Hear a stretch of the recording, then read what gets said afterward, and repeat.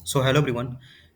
इस वीडियो में हम बात करेंगे कि क्या लगता है आगे मार्केट का क्या मतलब मार्केट में क्या आगे अपॉर्चुनिटी होने वाला है या फिर जो ये फॉल आया है 4 जून को।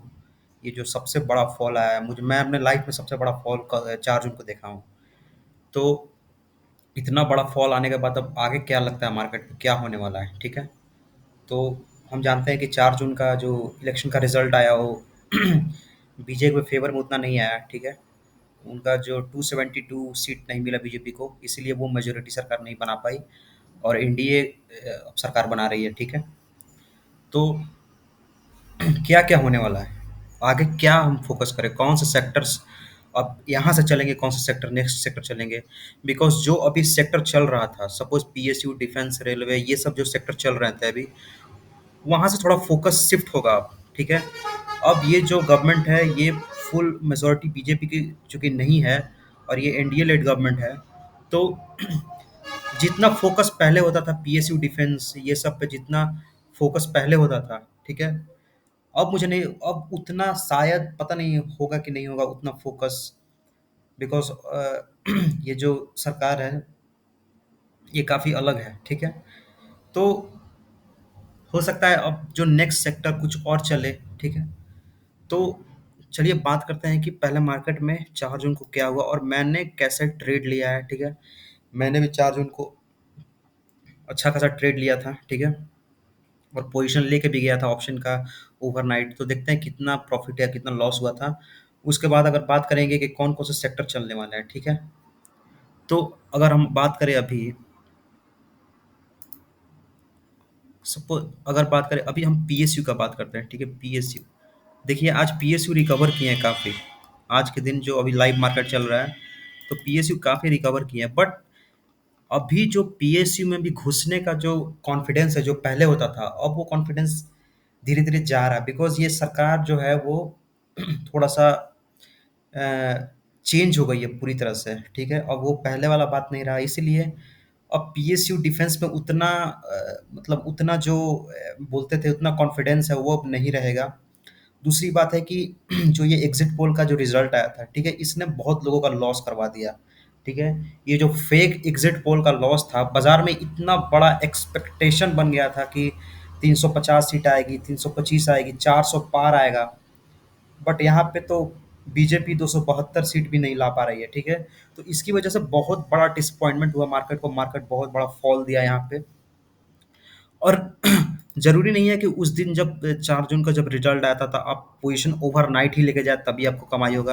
अगर आप उस दिन इंट्राडे में भी अभी ट्रेड करते हैं तो बहुत बड़ा प्रॉफ़िट बनता है, ठीक है। उस दिन इंट्राडे में भी मार्केट, चूँकि उस दिन फिन निफ्टी एक्सपायरी था तो मैंने फिन निफ्टी ट्रेड किया था। तो आप देखिए जो ये फॉल आया था यहाँ पे आप प्राइस एक्शन, कितना अच्छा प्राइस एक्शन से यहाँ पे फॉल आया था, ठीक है। खुला, वापस फिर ऊपर गया, यहाँ से एक फॉल आया, फिर ऊपर गया, फिर फॉल आया। तो ये बेसिकली एक प्राइस एक्शन बना के ये नीचे जा रहा था, ठीक है। तो ये हम पूरा कम से कम जैसे कुछ नहीं तो 40-50% तो कैप्चर कर सकते थे यहाँ पे और प्रॉफिट बन जाता, अच्छा खासा प्रॉफिट बनता। तो ओवरनाइट वालों का भी प्रॉफिट बना और जो इंट्राडे में किए उनका भी प्रॉफिट बना, ठीक है। तो अगर हम बात करें कि यहाँ से क्या लगता है, मुझे लगता है कि कंज्यूमर चलना चाहिए। बिकॉज एफएमसीजी में काफ़ी मूवमेंट आ रहा है, हम देख रहे हैं कि एफएमसीजी जो कंज्यूमर है, अब मुझे लगता है कि जो कंज्यूमर स्पेंडिंग होगा, जो पहले जो पूरी तरह से जो गवर्नमेंट का जो फोकस था वो real estate and defence and ये रेलवे वेलवे पे था। लेकिन अब मुझे लगता है कि ये जो गवर्नमेंट आई है, इंडिया लेड जो गवर्नमेंट आई है, इसका जो मेजर फोकस रहेगा मुझे लगता है कंज्यूमर पे फोकस रहेगा। आदमी के हाथ में पैसा आएगा, तो मुझे लगता है कंज्यूमर सेक्टर अच्छा करना चाहिए, ठीक है। कंज्यूमर सेक्टर अच्छा करना चाहिए। एग्जाम्पल हो गया एफएमसीजी हो गया, कंज्यूमर ड्यूरेबल हो गया, ये सब जो सेक्टर्स हैं उनको अब देखना चाहिए। बिकॉज ये ठप पड़े थे बहुत मतलब पिछले सालों से, ठीक है। दूसरा बात है कि अभी मार्केट में भी क्या लगने वाला है, ठीक है। मार्केट अभी बेसिकली बहुत ही ज़्यादा कंफ्यूजिंग स्टेट पे है। बिकॉज अभी फाइनल गवर्नमेंट हुई नहीं है, कैसे गवर्नमेंट क्या बनती है, क्या जो नेक्स्ट थिंग है वो बजट है, बजट में क्या आने वाला है। तो अभी मार्केट मुझे लगता है डाइसी होने वाला है। लेकिन अपॉर्चुनिटी मिलेगा, कुछ अपॉर्चुनिटी जरूर जरूर मिलेगा पैसा कमाने के लिए। लेकिन मुझे लगता है कि एक बार एनडीए सॉरी एक बार पूरा बढ़िया से सरकार बन जाए, उसके बाद बजट वजट या फिर कुछ एक क्लैरिटी मिल जाए, उसके बाद ही मार्केट मुझे लगता है आगे डायरेक्शन दे सकता है, ठीक है। चलिए मैं अपना ट्रेड दिखाता हूँ आपको कि मैंने कैसे ट्रेड किया था। तो मैंने एक पीडीएफ बनाया 3 और 4 जून का, मैंने ट्रेड लिया था। ठीक है, मैं आपको दिखाता हूँ। तो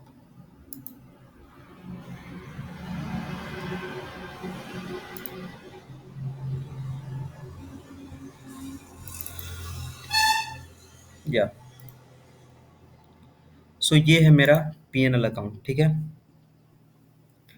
टोटल जो मेरा प्रॉफिट हुआ था उस दिन, वो हुआ था 11,453 का मेरा प्रॉफिट हुआ था। ओके, एंड अगर मैं अपना पोजीशन दिखाऊं आपको, तो यहाँ पे मुझे लगता है काफ़ी, मुझे मैंने भी एग्जिट पोल से ही मैंने कॉल ले लिया था। ठीक है, कॉल में मेरा ज़्यादा पोजीशन था और उसमें ज़्यादा लॉस हो गया था। ठीक है, तो कॉल मैं लेके गया था, सोचा कि मैं भी सोचा कि एग्जिट पोल का रिजल्ट अच्छा आने वाला है, तो शायद सरकार भी अच्छी सीट से आ जाए।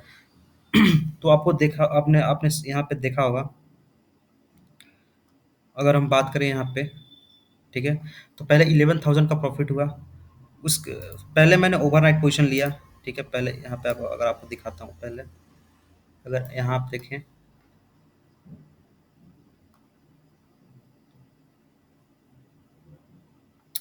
यहाँ पे मैंने ये जो मेरा ये जो मेरा पोजीशन था, ठीक है, सॉरी,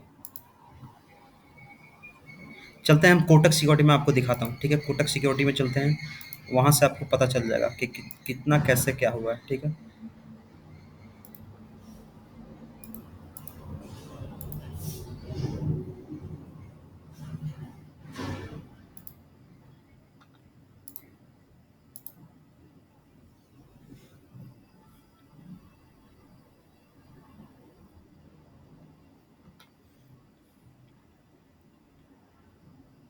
सो ये खुलने में थोड़ा टाइम लगा रहा है।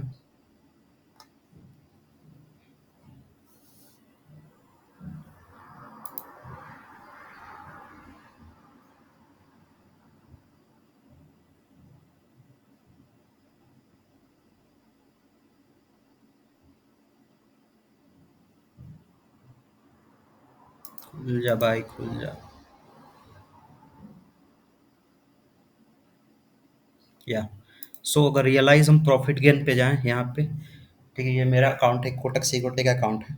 इसमें मैं ट्रेड करता हूँ बिकॉज ब्रोकरेज इसमें ना के बराबर देना पड़ता है, दैट्स वाई मैं इसमें ट्रेड करता हूँ। ठीक है, तो अगर यहाँ पे हम बात करें, डेरिवेटिव का बात करते हैं। ठीक है, और 3 और 4 जून का बात करते हैं। ठीक है, 3 और 4 जून का बात करते हैं हम, कि उस दिन मैंने कितना प्रॉफिट किया था। तो यहाँ पे अगर बात करें डेरिवेटिव का, सिर्फ बात करें हम, 3 4 जून का बात करते हैं। ठीक है, मैं तो डेट सेलेक्ट कर लेता हूँ, 3 to 4 जून, राइट, इसको अप्लाई करते हैं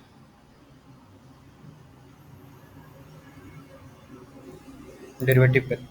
ठीक है, तो मेरा जो नेट प्रॉफिट है वो है 11,453 का। ठीक है, जो नेट प्रॉफिट आपको दिख रहा है यहाँ पे वो है 11,453 का। और मैंने ट्रेड कैसे कैसे लिया, मैंने क्या लिया, वो मैं आपको दिखाता हूँ कि मैंने क्या क्या ट्रेड लिया था।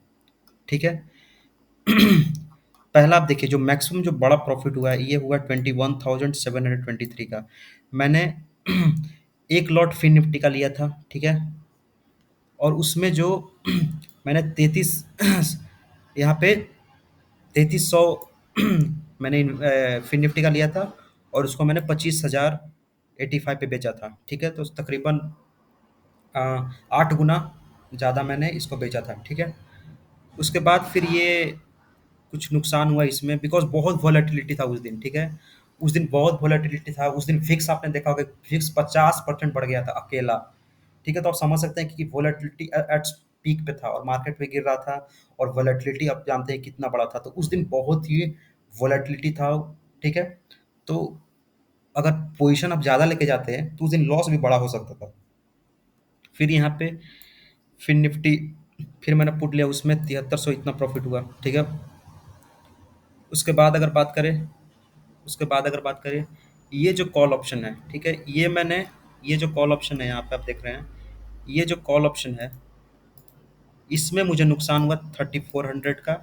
ठीक है, और ये पूरा आप देख रहे हैं, इसमें ये जो कॉल ऑप्शन है Fin Nifty Nifty Bank Nifty और फिन निफ्टी का जो कॉल ऑप्शन है ये नुकसान हुआ। क्यों नुकसान हुआ? बिकॉज़ मैंने सोचा था कि एग्ज़िट पोल का रिज़ल्ट अच्छा आएगा और मार्केट ऊपर जाएगा तो मुझे प्रॉफ़िट होगा। तो इसलिए मैंने ओवरनाइट कॉल ज़्यादा ले लिया था एज़ कम्पेयर टू पुट, ठीक है? बट पुट में ज़्यादा प्रॉफ़िट हुआ बिकॉज़ नीचे के साइड मार्केट बहुत तेज़ी से गया। सो इसीलिए पुट में ज़्यादा प्रॉफ़िट हुआ और कॉल में मुझे कम प्रॉफ़िट हुआ। कॉल में चूँकि लॉस हो गया बिकॉज़ मार्केट बहुत नीचे जा रहा था। तो यही है। बट लेकिन आपको समझना ये है कि ट्रेडिंग क्या है? ट्रेडिंग इज़ ऑल अबाउट कि आपका प्रॉफ़िट जो है, ठीक है? मैं बहुत बार बोलता रहता हूँ कि ट्रेडिंग जो है वो प्रॉफ़िट आपका बड़ा होना चाहिए लॉस से। इतना ही मैटर करता है। बस प्रॉफ़िट अगर आपको लॉस से बड़ा है, यही मैटर करता है, बाकी कुछ मैटर नहीं करता है, ठीक है? तो अगर प्रॉफ़िट अगर लॉस से प्रॉफ़िट अगर बड़ा है, सपोज़ प्रॉफ़िट आप ₹10 ले रहे हो और लॉस ₹2 ले रहे हो, ₹3 ले रहे हो, तो हमेशा आप प्रॉफ़िटेबल रहोगे, ठीक है? और जो ऑप्शन बाइंग में जो सबसे बड़ा चीज़ मैंने सीखा है वो ये है कि आपको क्वांटिटी पे फोकस नहीं करना, आपको पॉइंट पे फोकस करना है, ठीक है? आपको पॉइंट पे फोकस करना है कि आप कितना पॉइंट कैप्चर कर रहे हो रादर देन कि आप कितना क्वांटिटी ले रहे हो। अगर सपोज़ हमने 10,000 क्वांटिटी ले लिया, अब आप कैप्चर करो सिर्फ 50 पॉइंट, तो उसका कोई मतलब नहीं है। क्वांटिटी कम रखो और पॉइंट ज़्यादा कैप्चर करो। यही ऑप्शन बाइंग में सबसे इम्पोर्टेंट रूल होता है प्रॉफिट बनाने का, ठीक है? सो इतना ही मैं बताऊँगा, ठीक है? तो अभी देखते हैं कि मार्केट में क्या होता है। वैसे मुझे लगता नहीं है कि अभी कुछ होने वाला मार्केट में डाइसी डाइसी चलेगा। कंज्यूमर सेक्टर में जो आपको पता है कंज्यूमर सेक्टर में काफ़ी अच्छा रैली आने वाला है। बिकॉज़ अब चूँकि एनडीए सरकार बन रही है, तो मुझे लगता है कि कंज़्यूमर स्पेंडिंग काफ़ी अच्छे से होगी और डिफेंस, पीएसयू, रेलवे में मुझे लगता है थोड़ा फ़ोकस शिफ्ट होगा, ठीक है? पहले की तरह फ़ोकस नहीं होगा बिकॉज़ मेजॉरिटी सरकार नहीं आई, तो जो वो पहले रियल एस्टेट या फिर ये सब जो फ़ोकस करती थी रेलवे, डिफेंस पे, वो उतना मुझे नहीं लगता होने वाला है। अब देखते हैं बजट में क्या होता है, ठीक है? So thank you for watching और अगर चैनल पसंद आए, लाइक करें, शेयर करें, सब्सक्राइब करें। Thank you.